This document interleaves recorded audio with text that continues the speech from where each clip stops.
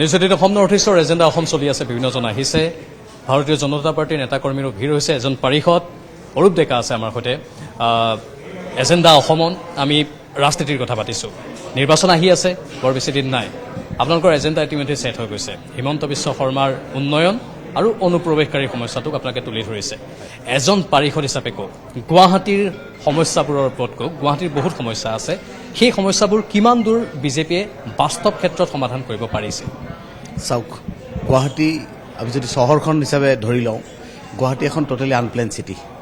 গুৱাহাটীত আজি নগৰমুখী যিহেতু এটা সকলো প্ৰান্তৰ পৰা মানুহ নগৰমুখী হৈছে, নগৰখনে কিমান মানুহক আৱৰি ল'ব পাৰে সেইটোৰ ওপৰত বহুত কথা নিৰ্ভৰ কৰে।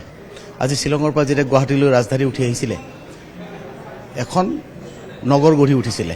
আৰু আজি আপোনালোকে দেখিবলৈ হৈছে যে গুৱাহাটীত কৰ্মৰ তাগিদাত বা শিক্ষাৰ লাভ কৰাৰ কাৰণে বিভিন্ন চহৰৰ পৰা প্ৰত্যেক বছৰে হেজাৰ হেজাৰ মানুহ গুৱাহাটীলৈ আহে আৰু সকলোৱে চেষ্টা কৰে গুৱাহাটীতে সংস্থাপন লাভ কৰি গুৱাহাটীতেই স্থায়ীভাৱে থাকিবৰ কাৰণে। আজি গুৱাহাটী পৌৰ নিগমে চেষ্টা কৰিছে পৰ্যায়ক্ৰমে সমস্যাসমূহ সমাধান কৰাত, কিন্তু আপোনালোকে জানে যে সমস্যাসমূহ প্ৰত্যেক বছৰে যিমান পৰিমাণে আমি সমাধান কৰাৰ চেষ্টা নকৰিলোঁ, কিছু কিছু সমস্যা সময় লাগিব সমাধান কৰিবলৈ। এতিয়া আমি আপোনালোকে পানীৰ সমস্যাটোকে লওক। গুৱাহাটীৰ খোৱা পানীৰ সমস্যাটো জল বৰ্ডৰ সহযোগত বহু পৰিমাণে সমাধান হৈছে। মই মোৰ নিজৰ ৱাৰ্ডতে কৈছোঁ, নিজৰ ৱাৰ্ডত ৰাইজে পানী পাবলৈ সক্ষম হৈছে। আমি যিকেইটা মেজৰ 3টা এজেণ্ডা লৈ আমি নিৰ্বাচনত অৱতীৰ্ণ হৈছিলোঁ, পথ পোহৰ পানী, মই ভাবোঁ 100% নহ'লেও 85% হ'লেও আমি এই ক্ষেত্ৰত সফল হৈছোঁ। আমিও দেখিবলৈ পাইছোঁ ষ্ট্ৰীট লাইট জ্বলিছে গুৱাহাটীৰ বিভিন্ন প্ৰান্তত। পথ কিছু ভাল হৈছে, কিন্তু এতিয়াও পথৰ কদৰ্য অৱস্থা আছে। নলা পৰিষ্কাৰ সময়ে সময়ে কৰা হয়, আকৌ লেতেৰা হৈ পৰে।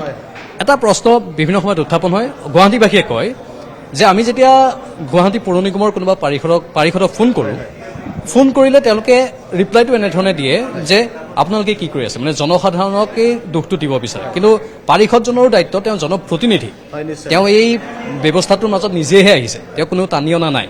তেওঁ জনতাই যেতিয়া ফোন কৰিব, জনতাই যেতিয়া কিবা এটা সঁহাৰি বিচাৰিব, তেওঁৰ দায়িত্বটো হ'ল যে কিবা এটা সমাধান সূত্ৰ ভালদৰে দিয়া। এইটো কথা নহয় যে আপোনালোকে ৰাইজে তাত লেতেৰা কৰি আছে, ৰাইজেতো লেতেৰা কৰিবই। অভিভাৱক হিচাপে জনপ্ৰতিনিধিৰ দায়িত্ব থাকে। এই বিষয়বোৰ ক'ৰবাত এই মনস্তাত্ত্বিক দিশটো মানুহৰ মনত সেই কথাবোৰো সোমাই পৰে। বিজেপিয়ে বহুত ভাল কাম কৰি আছে, কিন্তু একাংশ পাৰিষদ বা একাংশ কোনোবা নেতাৰ কিছু ঠেক মনোবৃত্তিৰ ফলতো কেতিয়াবা ব্যৱস্থাটো অন্যফালে যায় নেকি? কাৰণ জনপ্ৰতিনিধিৰ দায়িত্বই হ'ল যে জনতাৰ সমস্যা সমাধান কৰা, আৰু তেওঁ কোনো টানি অনা নাই এই কামটোত, তেওঁ নিজে আহিছে। চাওক, সকলোৰে একে মনোবৃত্তিৰ নহয়। পৰ্যায়ক্ৰমে পাৰিষদসকলেও চেষ্টা কৰে যে তেওঁলোকে যিমান পৰিমাণে হ'লেও ৰাইজৰ সমস্যাখিনি যাতে সমাধান কৰিব খোজে, সমাধান কৰিব পাৰে।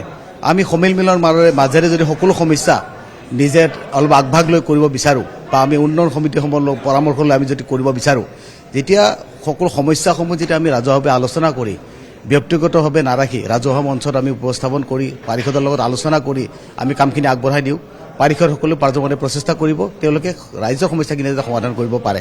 আৰু এটা কথা, যেতিয়া অলপ ৰাজহুৱা মঞ্চ এখনত কথাটো আলোচনা হয়, ৰাইজে যেতিয়া এটা পৰিমাণে দায়িত্ব লৈ লয়, তেতিয়া কোনো এজন ব্যক্তি বা পাৰিষদেও যিকোনো কথা নীতিৰ বাহিৰত গৈ কৰিবলৈ চেষ্টা নকৰিব। ব্যক্তিগত পৰ্যায়ত নহ'লে ৰাজহুৱা পৰ্যায়ত যেতিয়া উন্নয়ন সমিতিয়ে হওক বা নামঘৰ হওক বা সেনেকুৱা ধৰণৰ অলপ উমৈহতীয়া মঞ্চৰ লগত যেতিয়া যোগাযোগ কৰা যায়, পাৰিষদেও কথাবিলাক এৰাই দিব নোৱাৰে।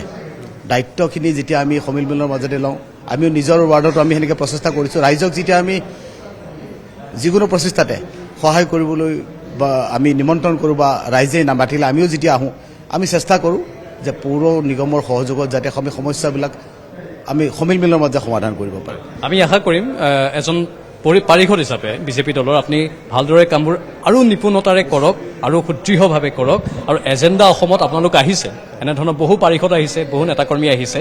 আমি প্ৰতিগৰাকী নেতাকৰ্মীৰ পৰা, কাৰণ গোটেই বেছটো তৃণমূল পৰ্যায়ৰ পৰা আৰম্ভ হয়, আমি আশা কৰিম এটা ভাল এজেণ্ডা আপোনালোকে ছেট কৰি লওক আৰু জনসাধাৰণৰ উন্নয়নৰ বাবে যাতে কাম কৰে, গুৱাহাটীৰ উন্নয়নৰ বাবে যাতে কাম কৰে। আপোনাক অশেষ ধন্যবাদ জনাইছোঁ। নমস্কাৰ।